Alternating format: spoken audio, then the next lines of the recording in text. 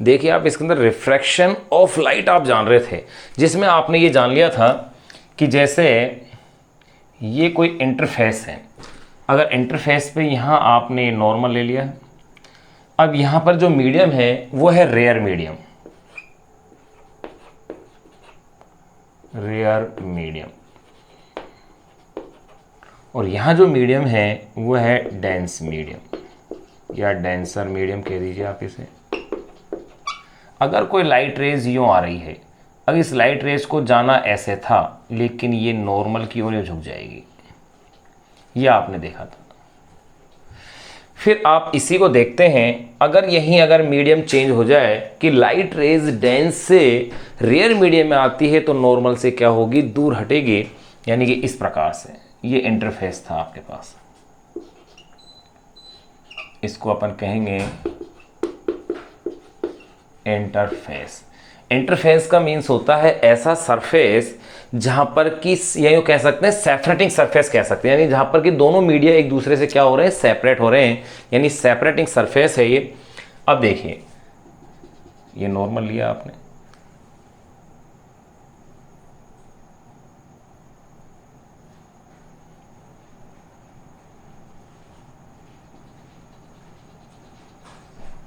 ये अगर denser medium है,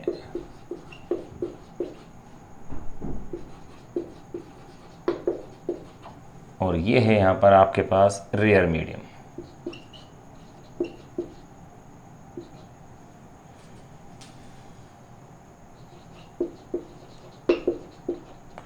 तो आप देखिएगा ये लाइट रेज यूं आ रही है, इसको जाना ऐसे चाहिए था लेकिन ये जा इस तरह से रही है, यानी कि नॉर्मल से दूर हट रही है।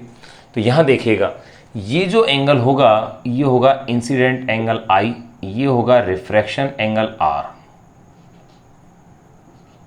इसी तरह से यहाँ पर ये होगा इंसिडेंट एंगल I और ये होगा refraction angle R, normal N and S, N and S। तो आप देखेंगे कि इस डायग्राम से क्या क्या क्लियर हो रहा है। आप देखेंगे कि इंसिडेंट रे, रिफ्रैक्शन रे और नॉर्मल एक ही प्लेन में है, चाहे आप इस डायग्राम में देखो या इस डायग्राम में देखो। इसी बेसिस पर अपन ये कह सकते हैं कि अपने पास रिफ्रैक्शन के लॉज आ जाते हैं। तो अब जो नेक्स्ट कंटेंट अपन जानेंगे वो होगा laws of refraction of light, यानी आपके पास जो कंटेंट है वो है laws of refraction of light.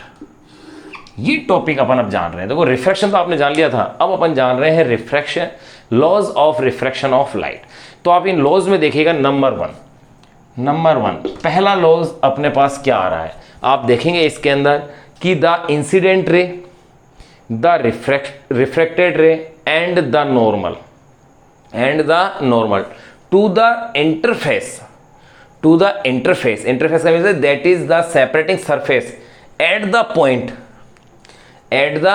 point of incidence lie in the same plane, यानी एक ही प्लेन के अंदर आते हैं। तो आप पहला जो फर्स्ट जो लॉज है वो अपन उसके लिए कह सकते हैं कि the incident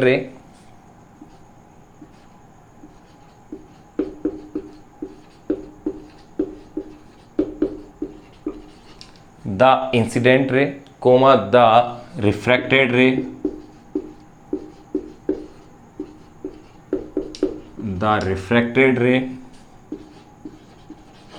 the incident ray, comma the refracted ray and the normal,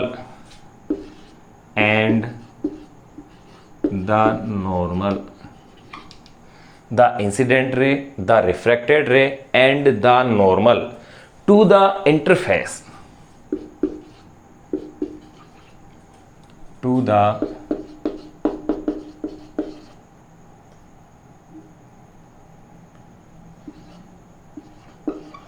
the interface। Interface का मीन्स क्या है, दैट इज इंटरफेस का मीन्स अपन कह सकते हैं कि the separating surface,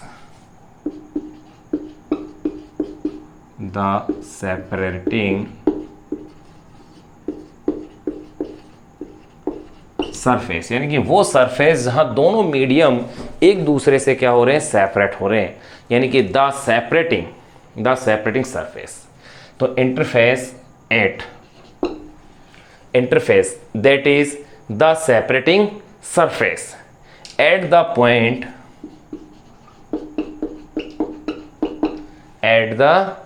point of incidence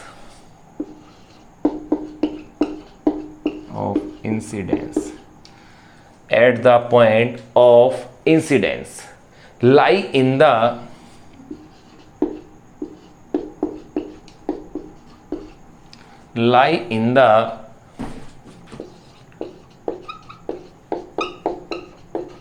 same plane, lie in the same plane, ये अपन कह सकते हैं सेम प्लेन, दैट इज, इसका मीन्स अपन ये भी कह सकते हैं कि दे all are,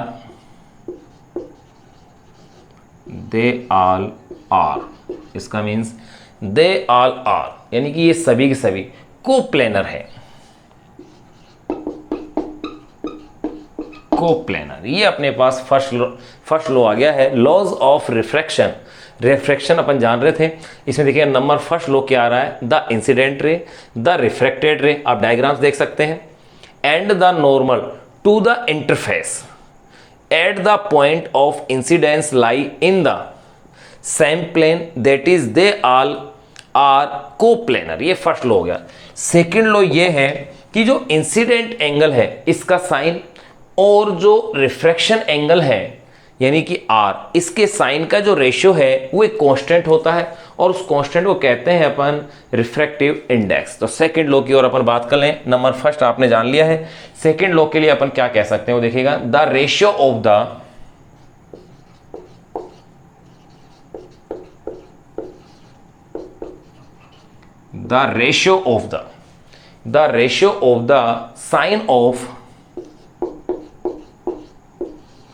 sign of incident angle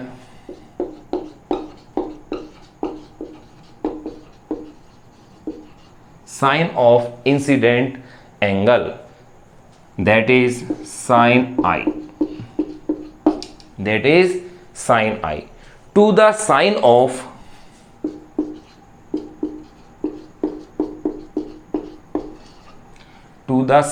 of refraction angle, to the sine of refracted angle, to the sine of refracted angles, that is sin R। ये आप इसमें कह सकते हैं that is sin R is constant, refracted angle यानी कि sin R is constant,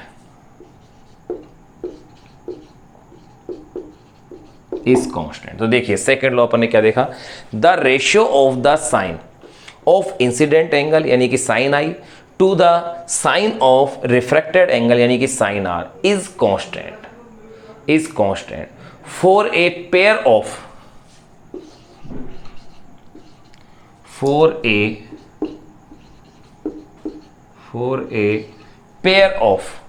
to medium,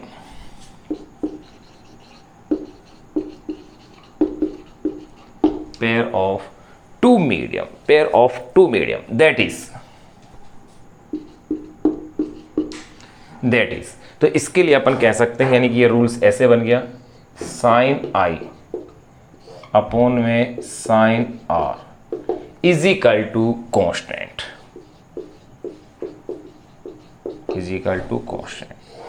ये अपने पास फर्स्ट लॉ आ गया है। ये equation number 1, sorry first law क्या सेकंड लॉ आ गया है, इक्वेशन नंबर आ गई 1, साइन आई अपॉन में sine are is equal to constant. This law is also known as Snell's law, इस सेकंड लॉ को ही अपन स्नेल्स लॉ भी कहते हैं। देखिएगा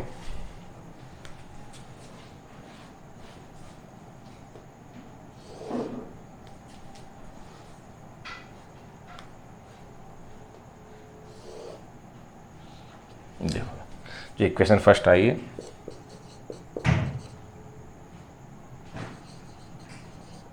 दिस लॉ जो सेकेंड लॉ है, this law is also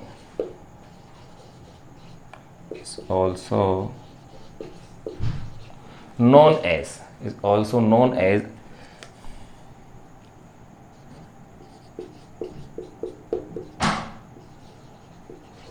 Snell's law. This law is also known as Snell's law of refraction.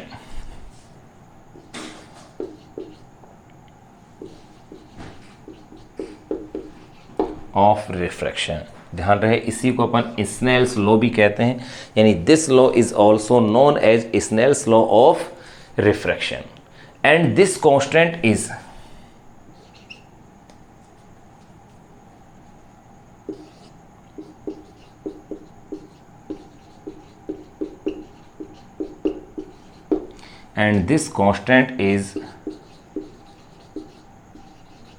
known as, this law is also known as Snell's law of refraction and this constant is known as the, and this constant is known as the relative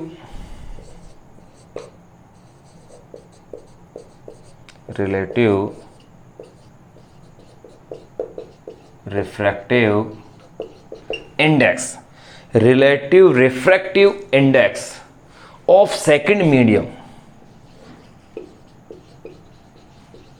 अब second medium means होता है in विच, या यूँ कह सकते हैं जिस medium में रिफ्रैक्टेड रे आती है वो सेकंड मीडियम है और जिस रे में से आती है वो होता है फर्स्ट मीडियम। तो आप कह सकते हैं, तो देखो relative refractive index of second medium in which refracted रे, in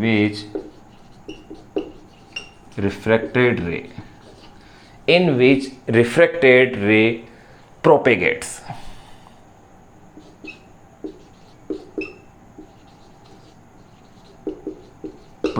वो होता है अपने पास सेकंड मीडियम होता है, यानी फर्स्ट मीडियम जिसमें से आती है और सेकंड मीडियम जिसमें आती है वो होता है सेकंड मीडियम। तो देखिएगा, this law is also known as Snell's law of refraction and this constant is known as the relative refractive index of second medium in which refracted ray propagate, यानी जिस मीडियम में refracted रे propagate होती है यानी कि संचरण करती है वही मीडियम होता है सेकंड मीडियम।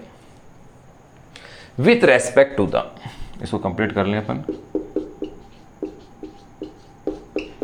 विथ रेस्पेक्ट, तो देखिए एक बार आप इसे नोट कीजिएगा फिर बाकी का अपन इसमें और आगे लिखते हैं। तो देखिए आप जान रहे थे इसमें laws of refraction of light, तो फर्स्ट लॉ क्या था, द इंसिडेंट रे, डायग्राम से आपको क्लियर हो रहा है, the incident ray, the refracted ray and the normal to the interface. Interface का मीन्स है that is the separating surface, यानी कि जिस सरफेस से दोनों ही सेपरेट हो रहे हैं, दोनों मीडियम सेपरेट हो रहे हैं उसे ही अपन क्या कहते हैं, इंटरफेस कहते हैं। At the point of incidence lie in the same plane, that is they all are coplanar। फिर सेकेंड लो अपन ने देखा था कि the ratio of the sine of incident angle यानी कि sine I to the sine of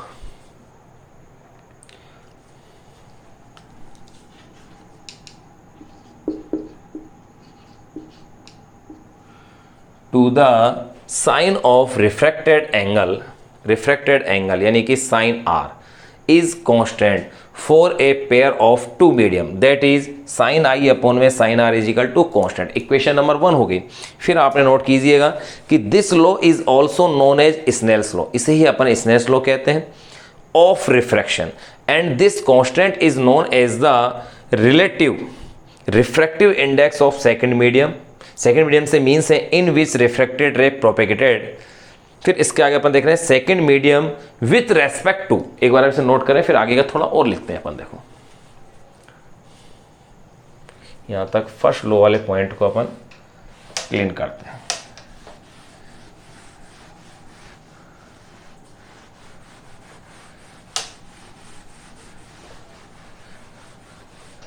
तो देखिए इससे आगे के पॉइंट्स को अपन देखते हैं। विथ रेस्पेक्ट टू, अपन इसे कह सकते हैं with respect to the first medium, with respect to the first medium with respect to the first medium with respect to the, तो देखिए क्या हो गया, यह है क्या constant, and this constant is known as the relative refractive index of second medium with respect to the first medium. अब अपन बात करें इसके अंदर फर्स्ट मीडियम है क्या, in which incident ray propagate, in which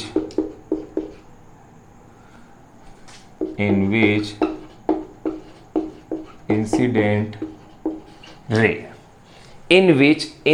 ray propagate, यूं कह सकते हैं अपन, in which incident ray propagates।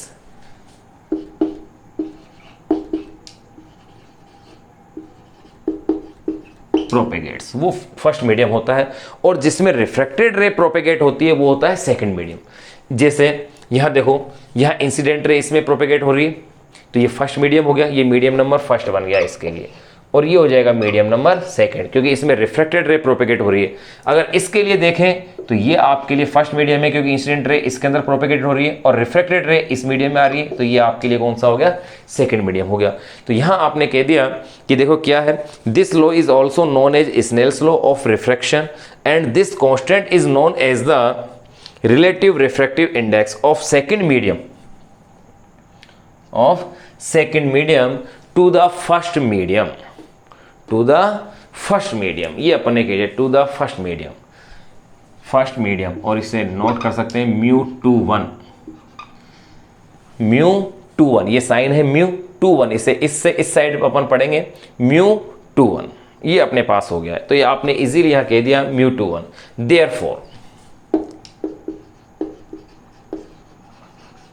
Therefore अगर अपन इसमें देखें तो देखिएगा, देयरफॉर अपन देखें तो आप यूं कह सकते हैं कि साइन आई अपॉन में sine are is equal to, अब इस कांस्टेंट को आप क्या कह रहे हैं, μ21,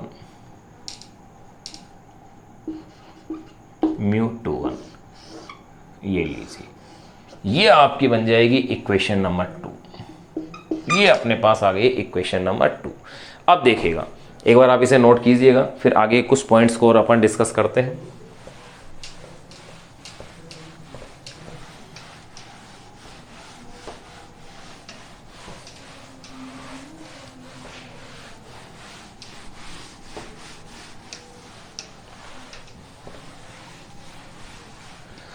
अब देखिए इसमें, यहां अपन ने कह दिया साइन आई अपॉन में sine are is equal to μ21। यहां पर μ21 है क्या, relative refractive index of second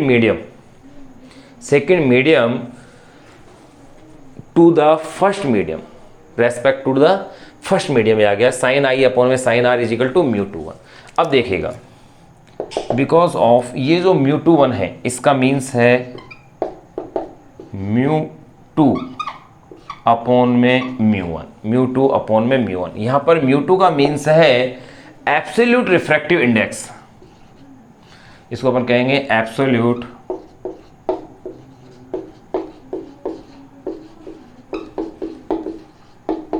refractive index of medium 2 of medium 2। यहां अगर कोई मीडियम नहीं लिखा है, इसका मीन्स यहां तो एयर है या फिर क्या होगा, वैक्यूम होगा। Absolute refractive index of medium 2 upon में एब्सोल्यूट